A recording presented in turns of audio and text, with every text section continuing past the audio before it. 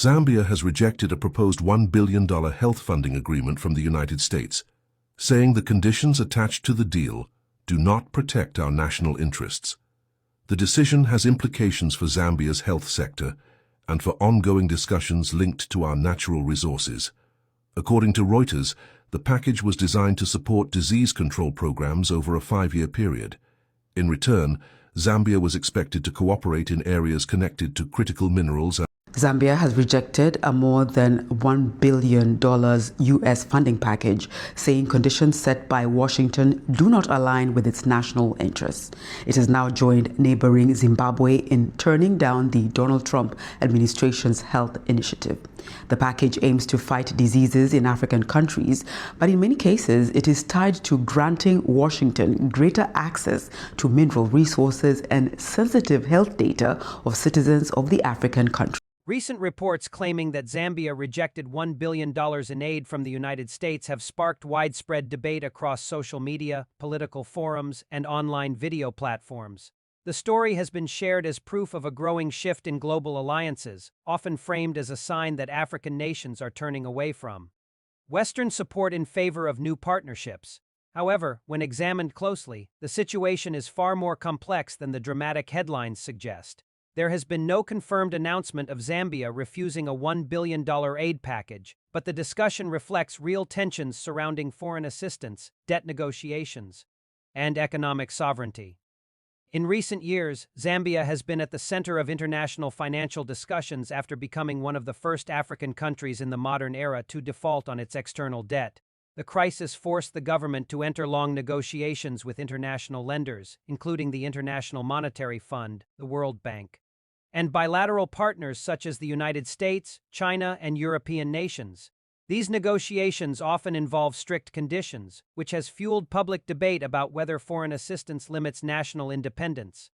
Because of this background, any rumor about rejecting large amounts of aid quickly gains attention. Many citizens across Africa view financial assistance with mixed feelings. On one hand, aid can help stabilize economies, support infrastructure, and fund health and education programs. On the other hand, critics argue that aid sometimes comes with policy requirements that shape domestic decisions in ways that governments may not fully control.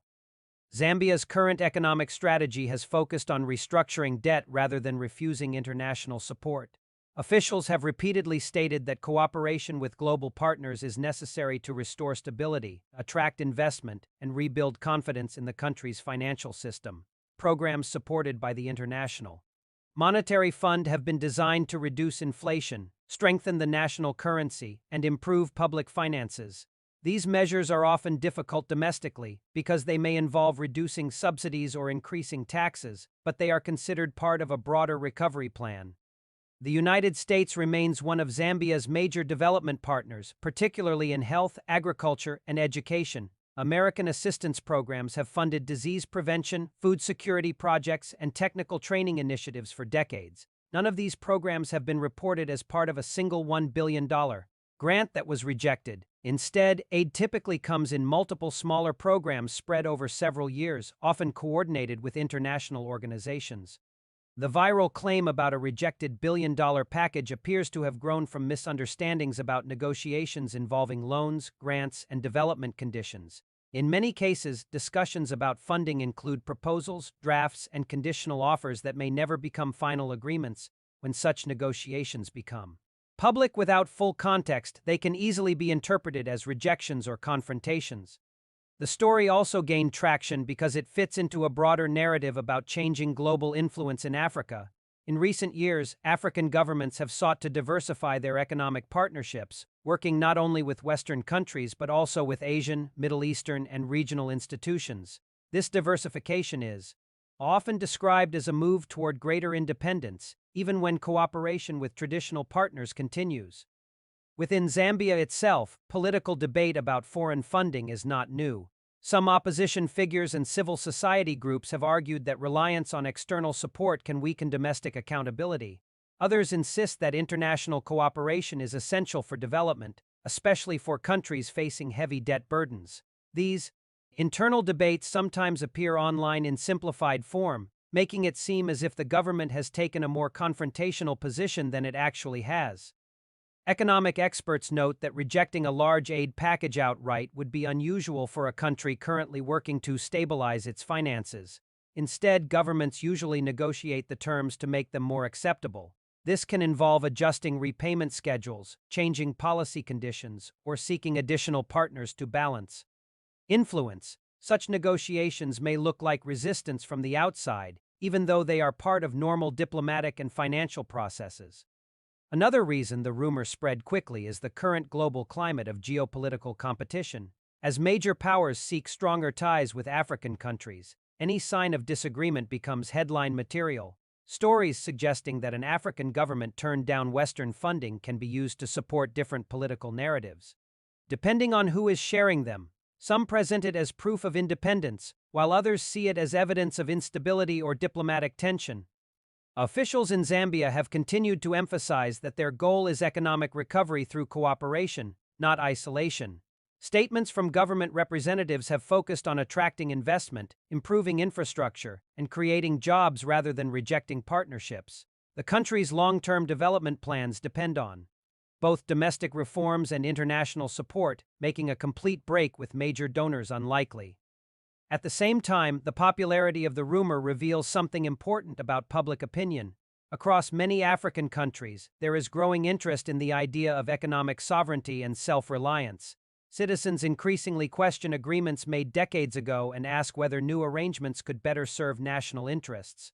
Even when specific stories are inaccurate, they reflect real concerns about fairness, control, and the legacy of past economic relationships.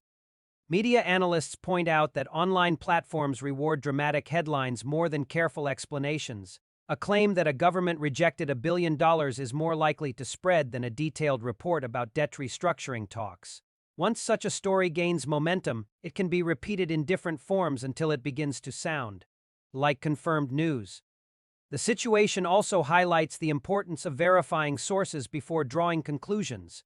Official government statements, international financial reports, and credible news organizations have not confirmed any decision by Zambia to refuse a $1 billion aid package from the United States. Instead, available information shows ongoing cooperation combined with negotiation over terms and conditions.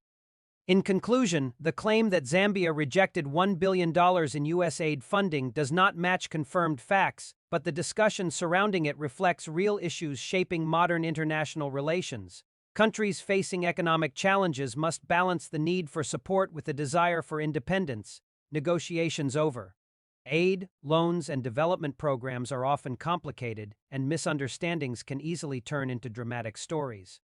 Rather than a sudden rejection, the current reality is a careful effort by Zambia to manage debt, rebuild its economy, and maintain partnerships while protecting national interests. The debate itself shows how sensitive the topic of foreign assistance has become, not only in Zambia but across the developing world, as global power dynamics continue to change. Similar rumors and controversies are likely to appear, each reflecting the ongoing search for a balance between cooperation and sovereignty.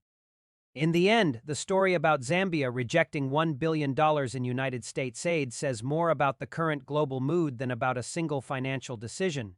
Even though no confirmed report shows that such a large funding package was formally refused, the strong reaction to the claim reveals how sensitive the subject of foreign assistance has become. Across many African countries, economic cooperation with powerful nations is no longer viewed only as an opportunity, but also as a question of control, fairness, and long-term independence.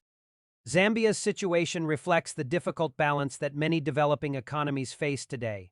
After years of debt pressure and financial instability, the country needs international support to stabilize its currency, improve infrastructure, and restore investor confidence.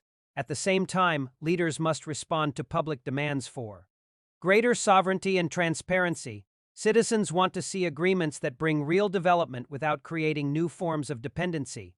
Because of this, negotiations with foreign partners often become politically sensitive, even when cooperation continues.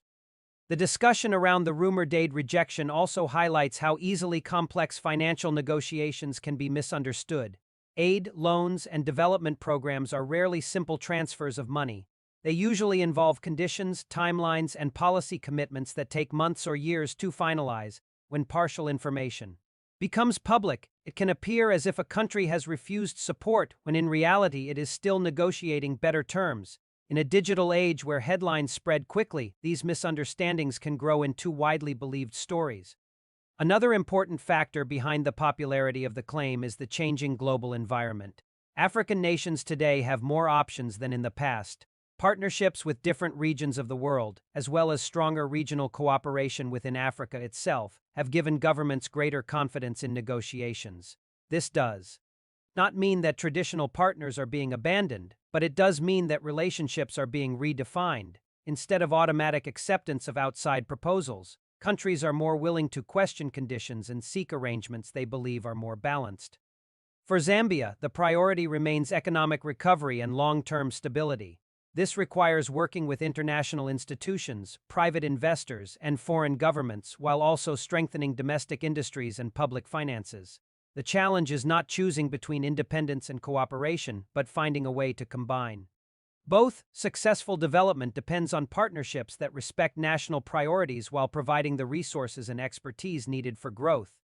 The reaction to the billion-dollar aid story also shows the growing importance of public opinion. Citizens are paying closer attention to international agreements and are more willing to debate whether those agreements truly serve national interests. Governments must now explain their decisions more clearly than in the past because rumors and speculation can quickly influence how policies are understood. Ultimately, the controversy demonstrates that the era of unquestioned foreign influence is fading, but it is not being replaced by isolation.